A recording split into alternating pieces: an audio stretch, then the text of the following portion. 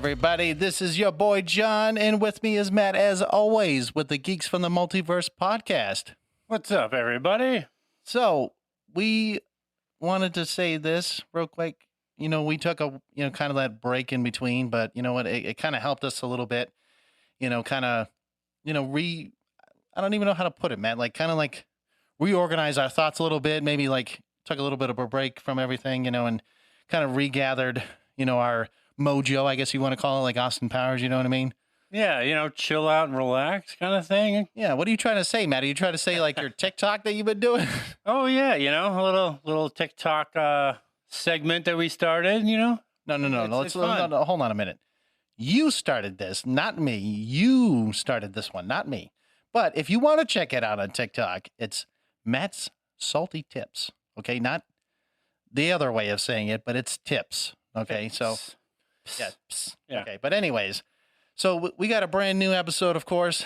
So really, this episode's going to be about the DC reboot, right? And boo, yes, what we're going to say it, because both Matt and I, we're Marvel fans through and through, blood and thick and blood and everything else. But I'll tell you what, DC needs to work a hell of a lot better than what they're doing right now, because what we're going to be talking about is literally the whole entire thing of what James Gunn and who was that other guy? Peter Safran. Okay, so these two gentlemen, okay, we know James Gunn, right? Because if you've seen Guardians of the Galaxy, right, he's done an amazing job. He knows his stuff. But, like, if you start looking at what he's doing now, oh, God. Like, if you're a DC fan, you know what? I'm going to say it to you, man. This is not your time. This is definitely not going to be your time. No. And, we actually have a quick announcement. I'm going to let Matt take this one. Well, not too long ago, we did launch our merch store. Whoop, whoop. So we do have, I think there's 3 T-shirts and there's a hoodie. Oh, yeah. There's a couple other products in there. There's a couple stickers and a tumbler. I'm actually wearing one right now, and I'm going to post a picture of, me wearing this shirt, even though, on our website, and I think on TikTok and Facebook, I think there's a few pictures that we have posted. Yeah, like I said, if you check it out, you'll probably be able to see it. But what Matt's wearing right now, it's kind of like that Naughty by Nature kind of feel, but it's a parody of it, so it's Geeky by Nature. And on the sides of the actual sleeves, it actually has our, logo, which is actually kind of cool. And it turns out that Matt, paid for this, and it took a month. So we're going to try to find something that's a little bit quicker, so that way when you guys actually do purchase stuff like this, it's not going to take months and months on end, because, of course, we want you guys to enjoy it and then, share it and, let other people know about our podcast. Yeah, the one problem with the shirt that I actually have was, the manufacturer was in Germany. So we did remake the shirt with a USA printer. So that should shorten the time. But the one thing, if you do order anything on the site, they do have to take the time to make each shirt. So it's not already made T-shirts. They do have to print them. So there is a little bit extra time needed to actually print the shirts. So, right. So just keep in mind whenever you're ordering it, it's not really us doing this. It's more the manufacturers that we're using. And then, it could take a bit, you know what I mean?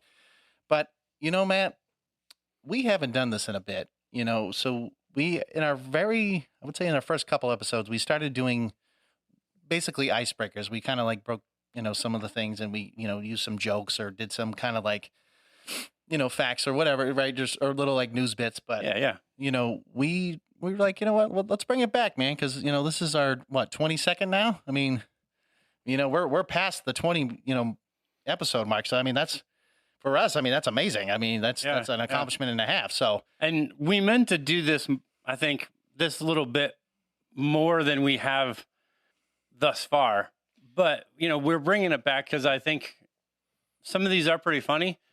And we're going to come up with more that, are also equally as funny. So what we're going to be doing is You Might Be a Geek, which is kind of the play on Jeff Foxworthy's "You Might Be a Redneck" jokes that he does in his comedy bit. Right. So you know what? I'll go first, right? So, you might be a geek, right? If you use a same password or username that is based on a movie or TV show or even a video game, right? Because I mean, I would say that you might be a geek if you do all those things, and it's true though. I mean, if like you're like, a Star Trek fan or, Star Wars, you're like, Obi-Wan Kenobi, 909, like, and that's your password or if that's like your username. That's a really lame password. I understand it's a lame password, but I'm like, who knows? I mean, I'm sorry if whoever is that password, but I mean, it's just a common whatever, Don't look around if that's your password because you're going to let everybody else around you know. Yeah, that's the most common password. Those hackers out there, I tell you, they're gonna steal all your, your Netflix and Hulu accounts and everything else in there. All right, so I guess I'll do mine then. All right, so if normal conversations usually have some kind of a movie, TV show, or video game quote, you might be a geek. Well, I will say this, like, when you know you're a geek or a nerd, let's say I'm going to throw this out there. I love my wife and all, but she literally quotes like Toy Story, Harry Potter. Like it's crazy, man. Like it's to the point where the movie comes on and she'll like literally start saying it with the actual movie or like TV show or whatever. And it's actually kind of scary because I do that. Yeah, but I can't do that, man. Like I'll admit, like my memory is crap. Like it's like I might remember certain things, but like I'm not going to repeat every single quote from that movie or whatever. There'll be movies that I'll just be watching and my wife will just be like, "You're watching this again?" Yeah, for the 75th time? Yeah. No. And yeah. I'll be like, "Yeah." And I'll sit there and I'll be like either mouthing the words or I'll be saying the words. And she got lost. Oh, like the TV show Lost? Before she walked in the room and figured out what I was watching, like she's already gone. She's like, "Nope, never mind. I don't care." You're like, you know what? Just do you, buddy. No, like, I don't care anymore. I don't care what you're doing. Like, nope. I like, don't even bother. I'm like, I'm leaving the room right now. But it is true. I mean, I think like the signal fire that would say that you're a geek is if in any kind of social context, you have that rapid fire quote, no matter the social context that you're in, whether you're at work, at a party, at a friend's house, on a podcast. Yeah, like right now. Yeah. Whatever situation you're in, you can sit there and quote a movie or a TV show or a video game or whatever it is. That's your signal that's like, wait a minute, I do that all the time. Like, I'll admit, like, you're a geek then.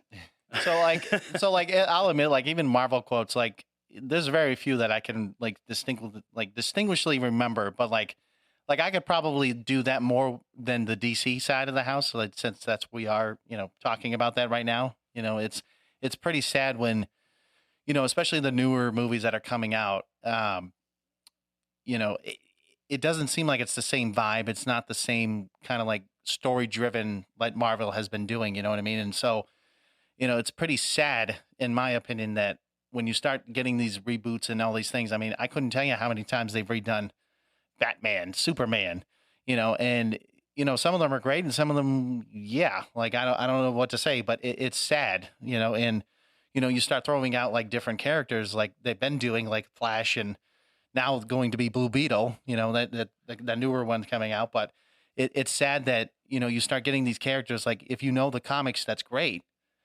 but when you start looking at the characters themselves, it's like, what's the story behind it? And are they actually going to do a good job, hopefully with the actors that they chose, right? And this is like, I think this is one of the ongoing problems, and we'll, I think, dive more into, the movies in particular, because this DC reboot is not just going to be this singular episode. This is going to be a 3-episode series. So the next 3 episodes, we're going to be talking about it. This episode, we're specifically talking just about the reboot, but we will get into, the next episode, the movies that we've seen and will be seeing. And then the next one after that, we'll be talking about the TV shows. No, well, hold on. When you say will be seeing, do you think that I'm going to see some of these movies? Somebody will. I mean, I don't know if it'll be me because I don't know about the Flash one, man, because I understand people are like, man, Michael Keaton, man, like he's the boss, but it's like, maybe I'll see it because of that, but nothing else. You know, I do want to see it, but I'm not willing right now to put the $19.99 price tag Yeah. to actually rent the movie or buy it for $24. Look, man, I can't do it. look, I honestly, the one movie that I would rather see than DC is Transformers, the new like Rise of Beasts. Like that one, I would go pay. Granted, it's actually on Paramount Plus, just so you know. Like I would be like, yeah, let's go watch that more than I'd be like, hey, let's go see the new Flash movie or let's go see the new the Blue Beetle movie that's coming out in like a couple months from now. But And this is the conversation we'll get into with the movies and the ones that are coming out, because there are DC movies that have not come out yet that are completely irrelevant, which is what we'll get into in this episode, but we'll get into that in the next episode. But yeah, I guess let's get geeky and talk about the DC reboot. Oh boy, here we go. So, Matt, what do you, I guess what are your initial thoughts on this? Because when I look at like DC, right? So like if you look at the the comic books and how do they relate to like especially the newer ones, right? Or at least the reboot wise, like how well do you think they're gonna actually do a good job on like Superman, Batman, Joker, and all these other ones that are like well known in the DC universe wise?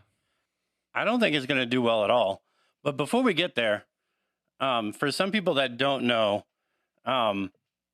James Gunn and Peter Safran are co-CEOs of what used to be DC Films, which is now DC Studios. And DC Studios is now in charge of all film, television, and animated projects. Well, yeah. If you don't know James Gunn, he is a filmmaker and screenwriter. He did all 3 of the Guardians of the Galaxy. He also did Suicide Squad. And if I'm not mistaken, he also he did Peacemaker as well. Correct.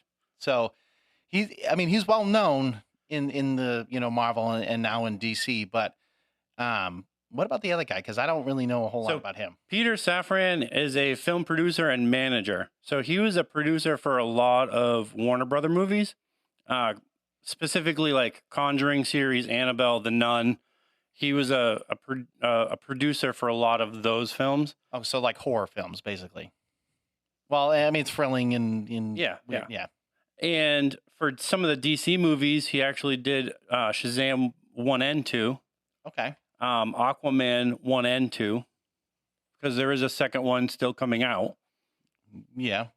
Yeah. And he was also an executive producer.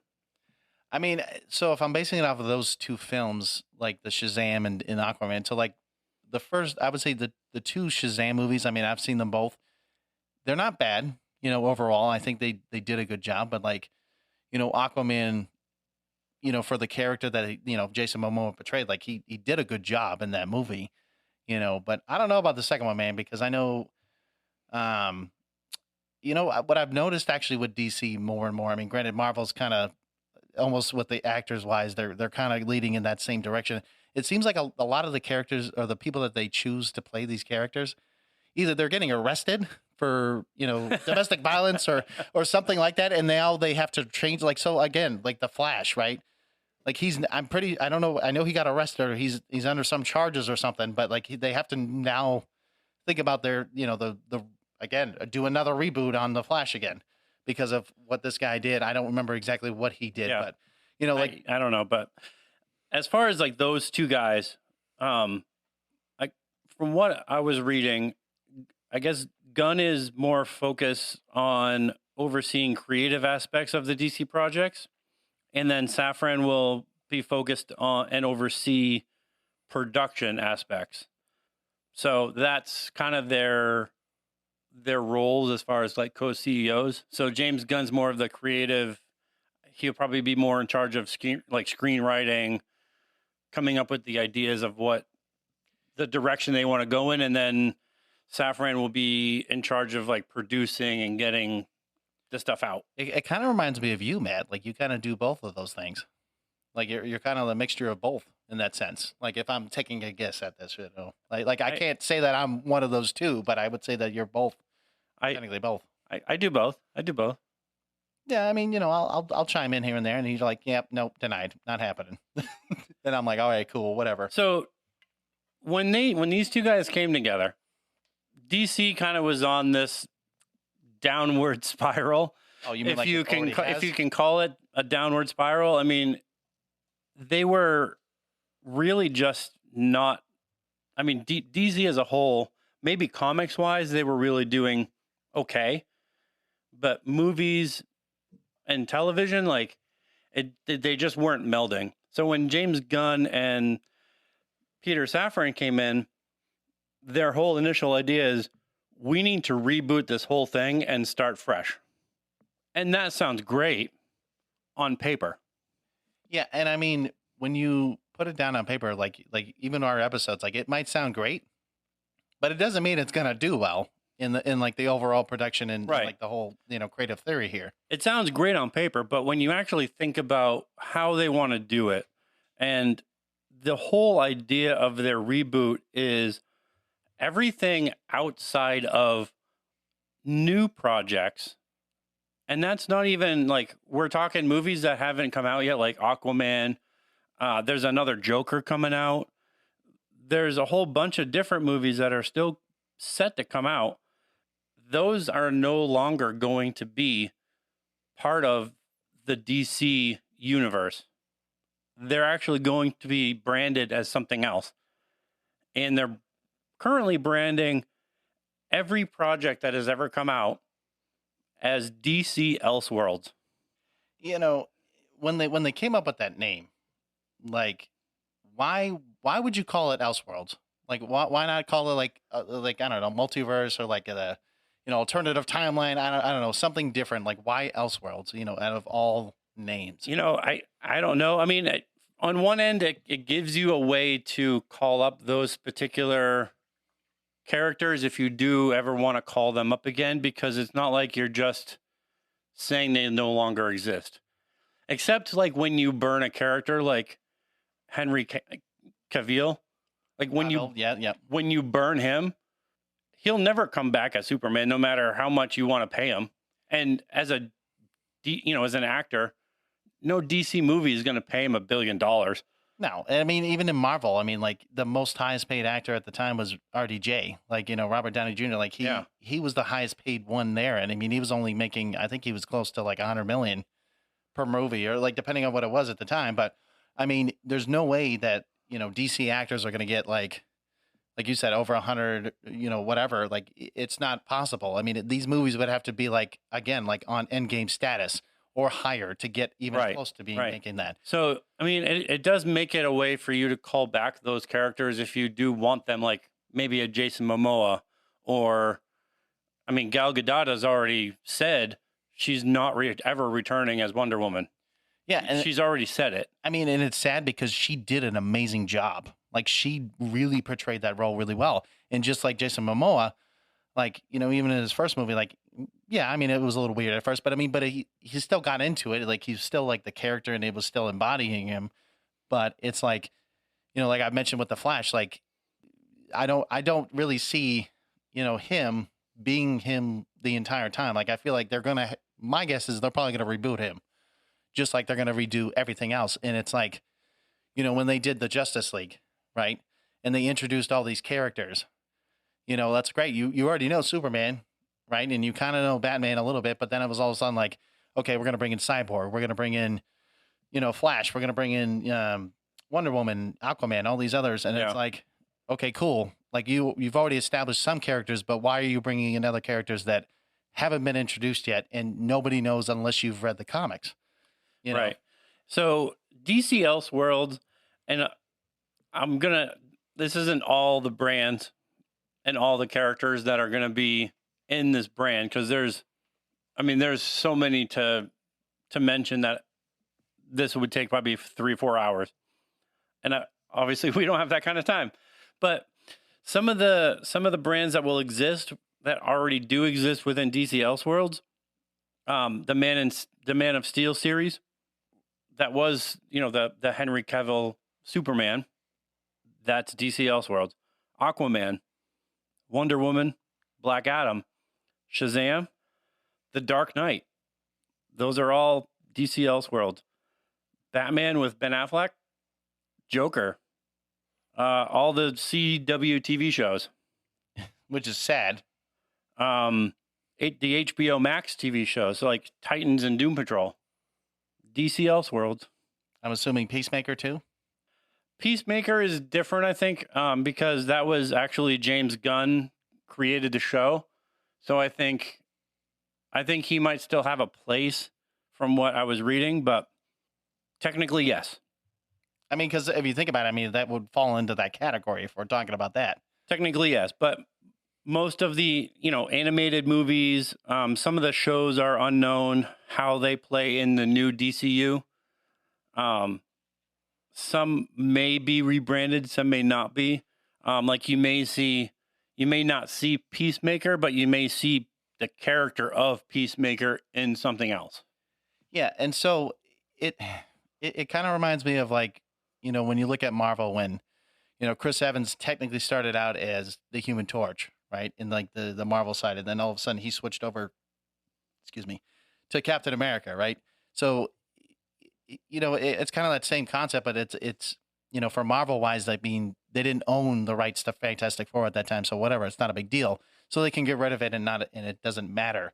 But like with these guys and these gals that are playing them, it's like you're really literally just scrapping everything that you've ever done in the DC universe itself and saying, you know what, screw it, here you go, we're going to put it over here, and then we're going to redo everything once again. And it's like, I think the biggest question that I know Matt and I have always asked about like DC is, how many times do you have to reboot something, or how many times do you have to recreate something more than 5, 10, however many times, to finally get something right, to get an actual story and actually make it lovable and everything else. I do think that that's a valid, it's a valid thing. And I think there's something that we said in the video game adaptation series that applies to comic book movies, because essentially it's kind of the same thing if you do think about it. When you adapt a video game to a movie, you're also adapting a comic book to film. So it's very much the same conversation where you get these filmmakers and these writers in a room that know nothing about the source material. I actually was reading a story that Hugh Jackman, who we know as Wolverine. Oh, yeah. Like, initially when he read the script, he thought he was playing a Wolverine character, not the Marvel mutant Wolverine, but an actual animal Wolverine character.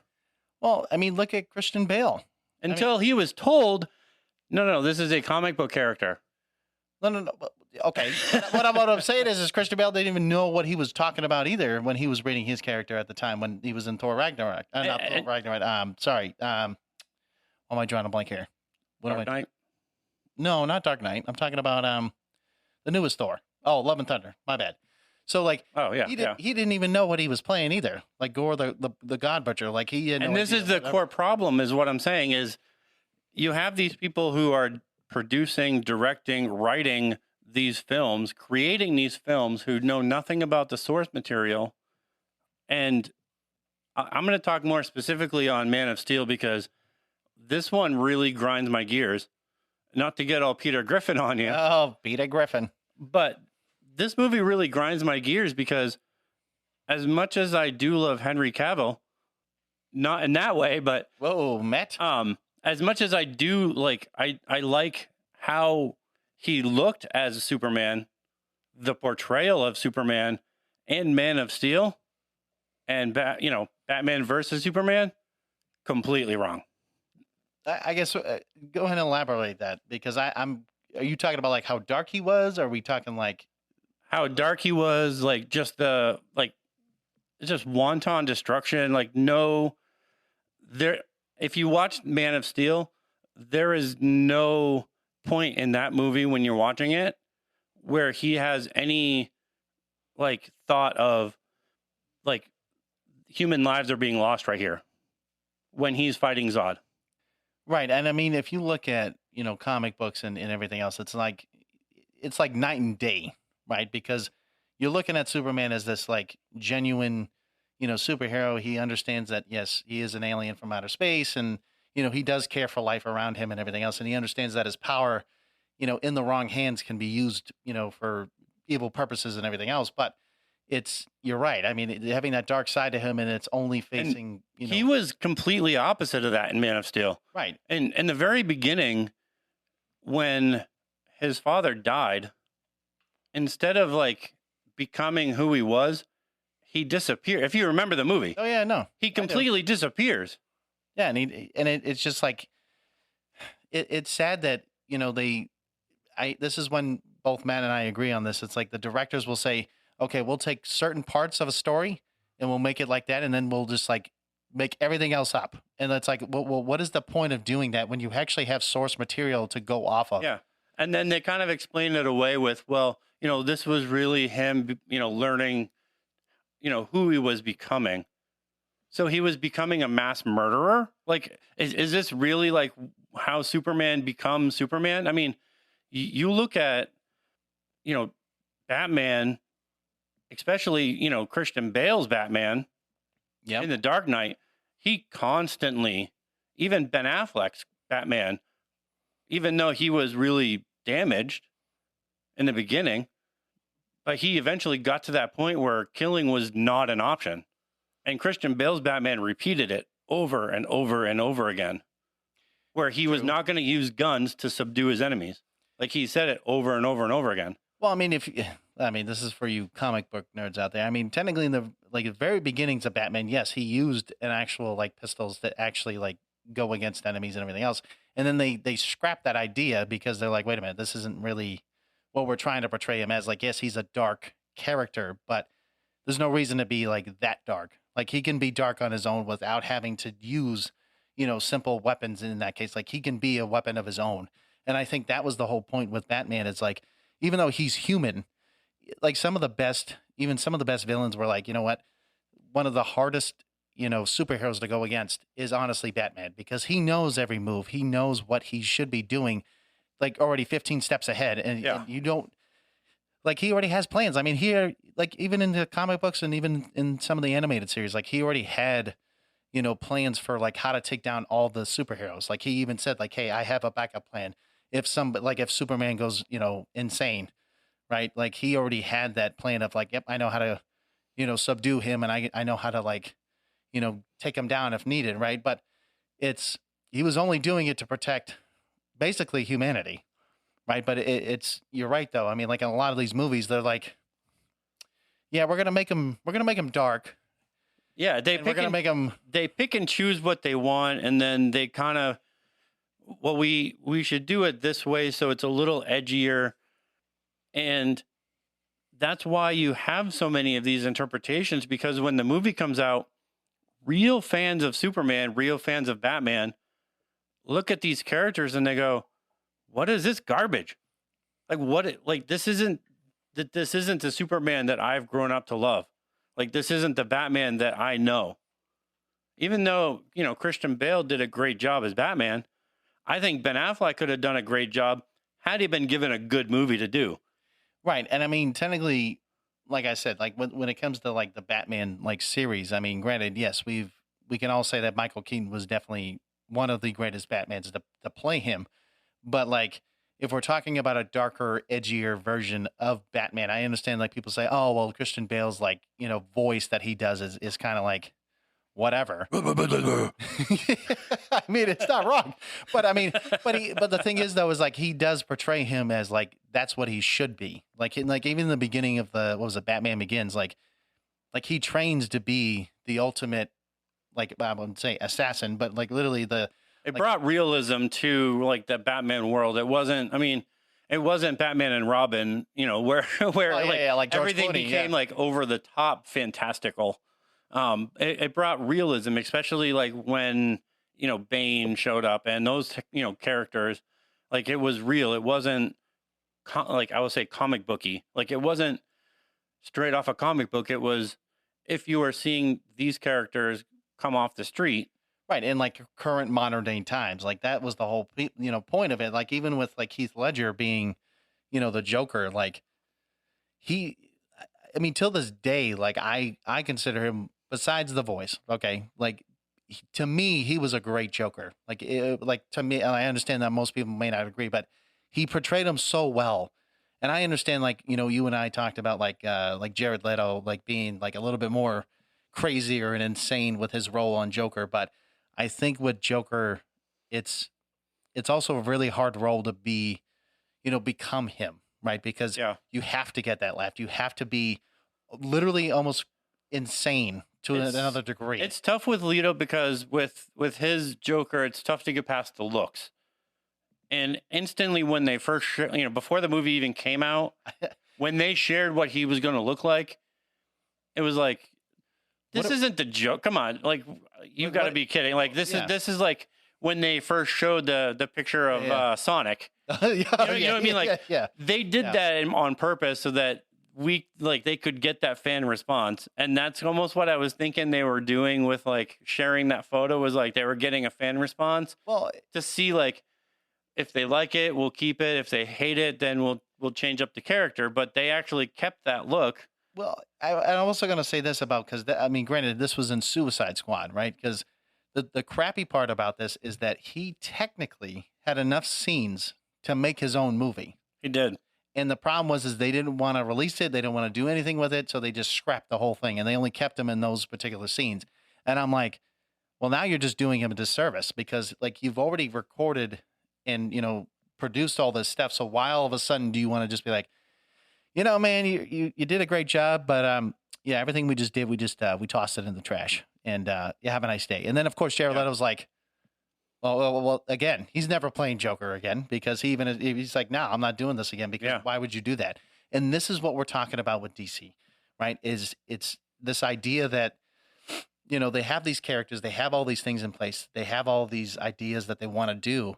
And then they're just going to be like, okay, everything you've just seen, like in the last, let's say 20 years, basically, just trash it. Like, get rid of it now, forget everything that just happened, and we're going to restart all over again. Do they need a restart? Yes, they absolutely do need a restart. But I think for DC to actually find success, I think they honestly just need to maybe take a step back and maybe focus on, non-major characters. And it sounds silly, but like maybe not immediately focusing on making another Superman movie or another Batman movie, focusing on projects that we haven't seen in a long time. Like, I know that they're focusing on doing Swamp Thing. Like, we haven't seen Swamp Things. I mean, they made a show on it, but who's seen it? Maybe the 10 people that actually could watch it. I mean, so like think of like, granted, like I know the TV show like Arrow, right? So if like you did Arrow, you did Legends of Tomorrow, you did things like that, where I'm not saying that Green Arrow isn't a popular character. He's actually one of my favorites from like DC wise, but he would be a really interesting, like kind of take on like the Batman in a different way, right? Because like if you watch the TV show, like it really put realism into his character. Like if you did a movie on that, absolutely. Like if you actually made either Stephen Amell, make him the actual character, like, and actually do it in a live action, or have someone very similar to him. Like, honestly, I would watch that and I'd be like, okay, I'm game. I'm good. Let's watch this, and it makes more sense. But if you start adding like you were saying, Matt, like Superman, Batman, Aquaman, Wonder Woman, Martian Manhunter wouldn't be a bad one either, right? Because granted, they showed him on, was it Supergirl, and of course the animated series, but we don't see like a live action portrayal, right? Like I would love to see those kinds of characters come into play, and like somehow they get into the universe and start to develop the Justice League later on. Like that's the kind of stuff that we need to start focusing on. And I agree, because the more major characters you bring up, the more people are going to get, disappointed, and they're not going to want to watch it. And they're going to be like, you know what, why am I even wanting to listen or want to hear from, James Gunn or Peter Safran? Like, why do I want to hear from these guys if they don't actually want to do what's right? Yeah. And I mean, they did make a Watchmen movie, and for what it's worth, I mean, it is okay. But Wait, you're talking about the one a while back, right? You're talking yeah, about, was it 2011, I think, or 2012, whatever? yeah. I mean, they made a movie. They did make it like one season of a TV show. Right. Yes, I do remember that. But like, at least the TV show kind of like followed up on the events of the movie, which was Right. nice. Right. But I agree. That would be another property that you potentially could reboot and tell a different story. Right. Yeah, absolutely. I think you could definitely make a great movie out of it, and I think you can actually bring in maybe even some other characters that You could may not have actually heard. individualize the whole Watchmen thing and do a Dr. Manhattan. Yeah.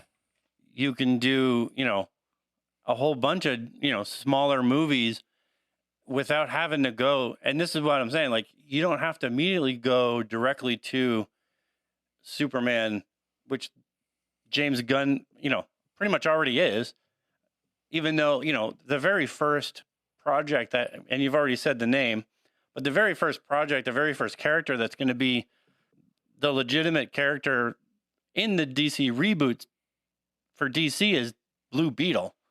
Right. And I told you, who the heck is Blue Beetle?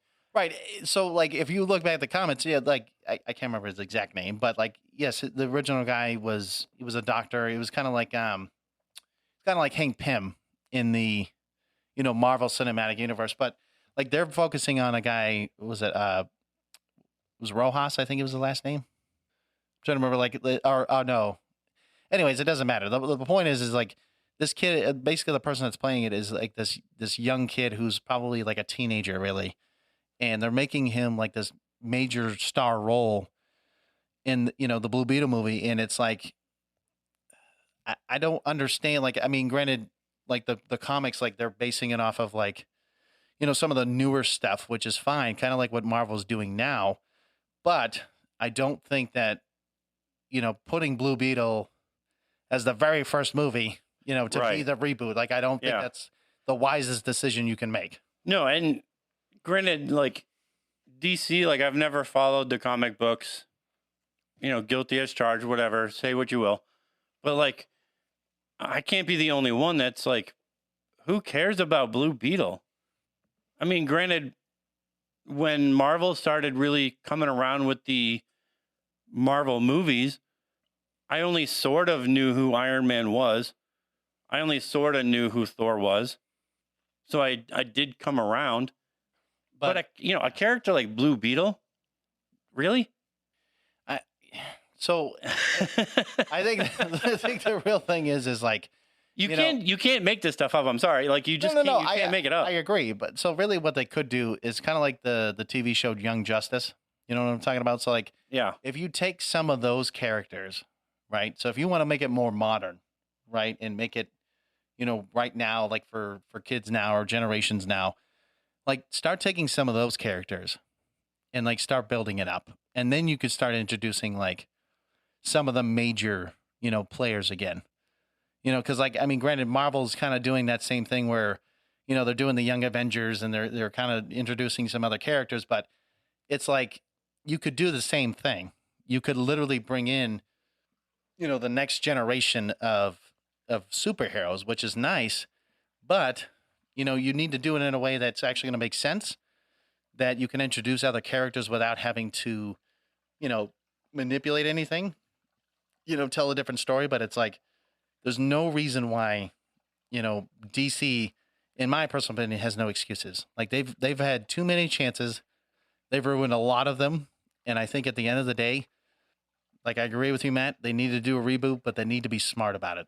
Yeah, I think they need to be smart about it. And there are DC characters that most people, I think, don't think are DC, like within the DC universe. Like, for one, the Preacher. What was it? The Preacher? The Preacher. They actually did a show. I don't know anything about this, so I'm curious. And the show is kind of crazy, but the Preacher is a DC character, and he's basically, it's a crazy story. I I don't quite know it off the top of my head, but it is kind of more of a supernatural.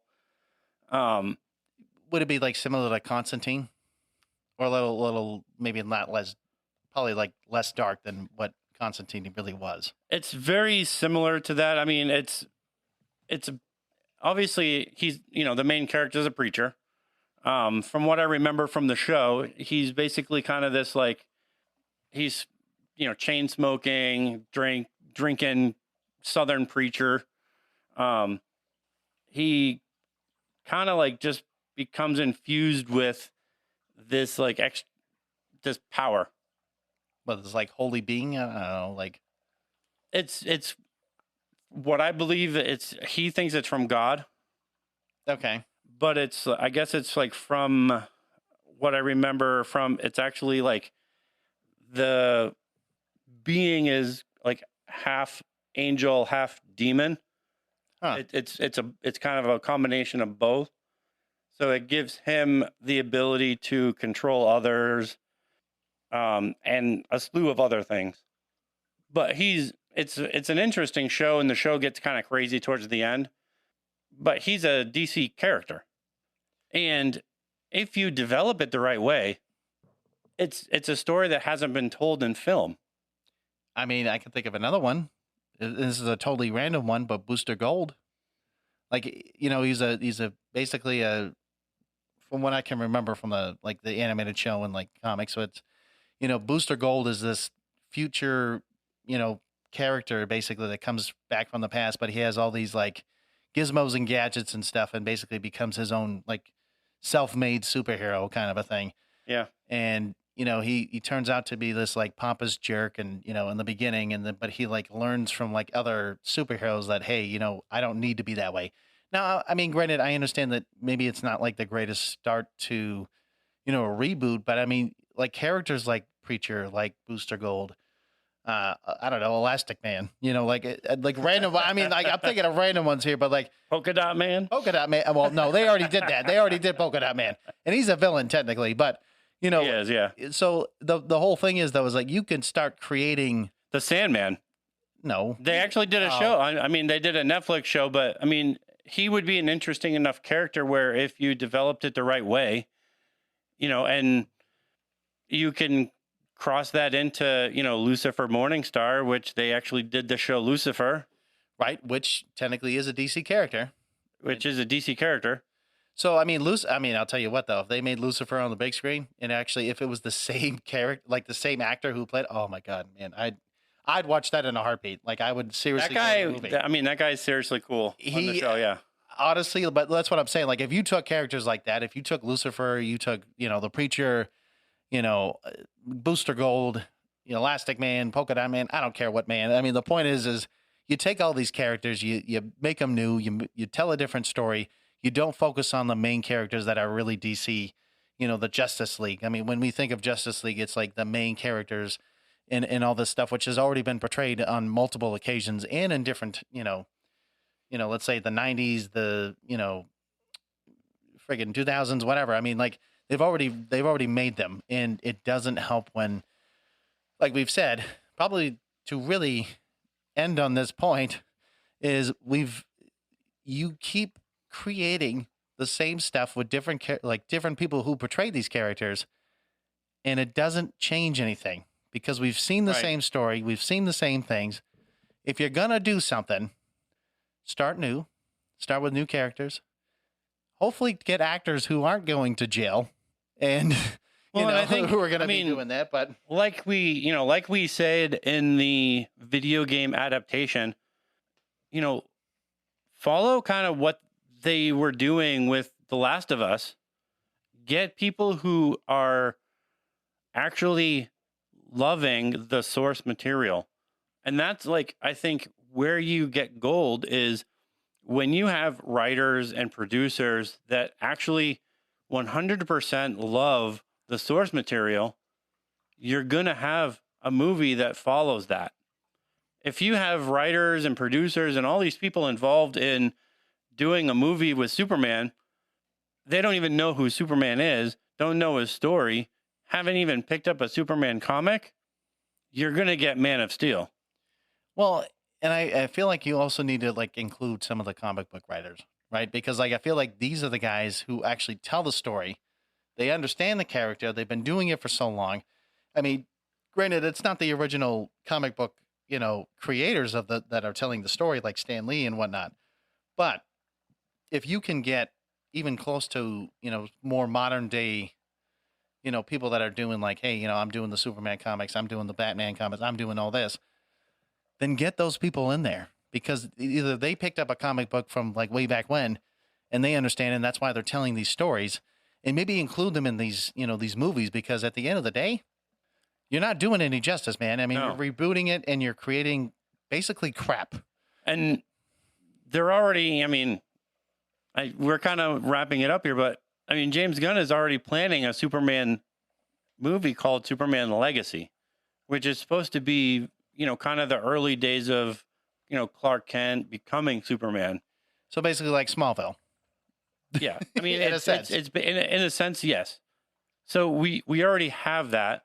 And if you've followed anything with DC in the past, 6 months, 8 months? I don't know, maybe a year, sure. Since, Henry Cavill has been like let go from his Superman role, I'll tell you, like the people that they've posted, and these are all just rumors. And I know like I've never followed these rumors until they're actually true because most people just post crap anyways. The people that they're posting, I swear, like, are you picking people that look like Henry Cavill? Because every single picture of these actors, 95% look exactly like Henry Cavill. So why don't you just pick Henry Cavill to play the darn role? Or if you're going to pick an actor who might be 10 years younger and you go, hey, I think he looks like Henry Cavill. I think he's a good choice. But the guy can't act his way out of a paper bag. So I guess at the end of the day, it's like, if you're choosing people based off of looks, right? I mean, don't get me wrong. I mean, I couldn't imagine Samuel L. Jackson not being Nick Fury, right? But like, but you're not picking him based on how he looks. No. But like, you know what I mean? Like if somebody was like, you know what? Hey, man, and I'm not trying to be like anything, but like, well, this guy looks exactly like Samuel L. Jackson. I think I'm going to make him. Well, Samuel L. Jackson actually was the model for the Ultimate.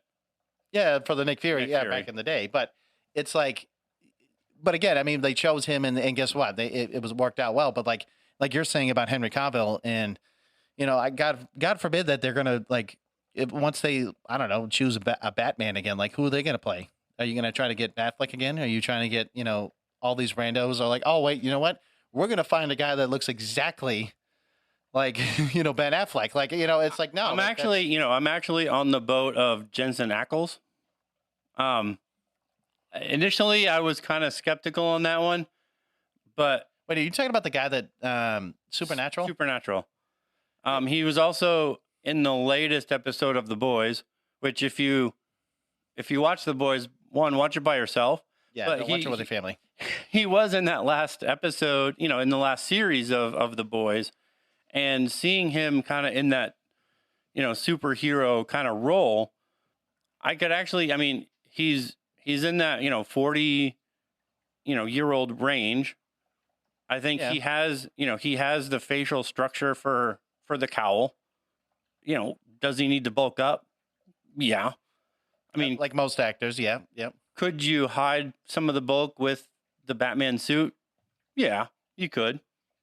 But I think for his age, I think he could probably pull it off. And that's where my vote would, I mean, honestly, like that's where my vote would go. Like, I think he's a decent enough actor. I think he could pull it off. For what it's worth, Robert Pattinson, I mean, he did a good job as Batman, but even his Batman, guess what? DC Elseworlds, baby. Guess what? Twilight, baby. No, no, no, I'm kidding. But like, you take. Maybe that's why he's in the shadow, so he doesn't. So he doesn't shine so bright. No. So I mean, I guess at the end of the day, it's like, when you start to choose these characters, or sorry, not characters, but these actors and actresses, to play these like iconic, roles of characters and whatnot. Like Matt and I were saying, it's like, pick people that one are going to actually, like I said, either stick to the role, not get arrested, hopefully, people that are going to be, doing this for a long time. I mean, like I said, look at Marvel. Look at what they've done, right? They chose characters, or they chose actors and actresses that actually have played these roles for so long, and now they're moving on and doing other things, but they stuck to the role, right? They were committed to that role. They didn't change these people. And so hopefully with James Gunn and Peter Safran, like they choose the right people. They choose the right, people to play these characters, but really just hopefully create a story that actually makes sense and actually can, be brought forward instead of just like, okay, we're going to make a movie. Oh, all right, scratch that. We're going to make that into Elseworlds again, and then keep doing that. Like, if you're going to make a movie, stick with it. And that's a problem with DC is, and this is, I think Marvel is different, where Marvel didn't just pop out a movie and then another movie and then another movie and then another movie. Like, when Marvel started this whole thing, they added like those particular end credit scenes with a particular purpose to connect all the other movies together. And so when they introduced other characters, it actually made sense, right, when they started to do that. DC is just a movie pumping machine, and yeah, they just don't understand. They don't understand the character. They don't understand like connecting the movies together. And maybe James Gunn will understand that because he's been actually part of it. And I seriously hope that he will. I'm praying to God that he actually took whatever he got from Marvel and everything else and actually starts using it to DC, because if he doesn't, man, I'm sorry, man, but you're going to be the most hated man when it comes to DC. Yeah. And I mean, if anything from The Flash is a telltale sign of where DC is going. I mean, the movie made less than X-Men. Like, the movie X-Men, which was one of the worst box office bombs for Marvel, it made less than that. I mean, I think it only made like 5 or 6 million. Like, it's, really? It's terrible. I did not realize it. It's like one of the worst bombing movies in history right now. I mean, that's pretty sad. I mean, and that's DC for you. I mean, DC was a powerhouse when it came to the comics and to the animated shows, and even some of the TV shows that they made. Like, those were some great like Smallville. I mean, even if you didn't know Superman, that show was just amazing in its own right. It was amazing, but it always frustrated me how Tom Welling's character could be so dumb every single episode, especially as like the later, like the seasons got on. Like, could you just stop it and become Superman already? Like, well, it was like my friends, could you just stop it already? Well, I mean, he did finally, but you never actually got to see him in the costume, which was just stupid. Yeah, 97 seasons later, he finally did. No, I know. But I mean, and we'll get to it during the TV episodes, but we're, the Titans TV show was great. I mean, I did actually. Doom Patrol was probably one, like, those two shows probably were, of all the shows, were probably the best. Oh, that's and now something. They're completely irrelevant. I mean, again, I always loved the animated stuff. I always loved the Superman animated, the Batman animated. Justice Some of League. those are completely irrelevant too. I know, but like even the newer like animated, like the Young Justice was like, it told a story, and I mean it's still going on technically, but I love not the Teen Titans Go, because that sucks. No, you're talking about the original Teen Titans was a great cartoon.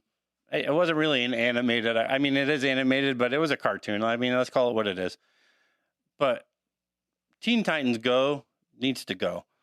No, I agree. It's just a parody, like, at this point, and they've even said they had funny moments. Yeah, but the whole show is very annoying. But I mean, like, I think what Matt and I are trying to say, Team Marvel all the way, like, at the end of the day, because unless DC wants to step up. Yeah, I really hope that they step up, and I'm really hopeful for Blue Beetle, but I mean, I'm not crossing my fingers and saying like, oh, it's going to be an instant success. I mean, who knows? I mean, George Lopez is in it, so. I don't know if that means anything. I think that makes it worse. But I mean, you look at the Flash; it just came out. It basically, I mean, it's bombed in the box office. It's a huge failure. I think its only saving grace is Michael Keaton. I think that's the only saving grace. And that's, I think, what they were trying for. And you look at the animation and it's rubbery. It looks half done. And they go, oh, yeah, we did that on purpose. No, you didn't. No, if you really did that on purpose. You didn't. There's a scene, and I haven't seen it yet, but I've seen a preview of it. There's a scene where, there's multi-levels of kind of this like multiverse that's crashing through. And you have these different Adam West Batmans that are running around on this track. I don't know why they're running. Yeah, no, okay. You know what? Maybe I think you and I should just watch it and then give us a review on that. But yeah. If you look closely at the Adam West Batmans, the CGI that they did on these Batmans, the Adam West Batman has no bat ears on his cowl. And that's like how silly it is. Like it's just how I don't know. Like I said, but I mean, I guess like we've said, I have my words, I just can't say them here. No, I do too. and I, you know what? I think we're at a stopping point, bud, because I think we've already made our point here. I can say, I mean, as far as speedsters and Quicksilver being what he is in Marvel, hands down. I mean, my dude's the Flash, and to see the portrayal of the Flash in this way, like, really saddens me, because the Flash is my guy. Like, no, I agree with you. I love the Flash. I love the character itself. But when you have, is it Ezra Miller, right? Yeah.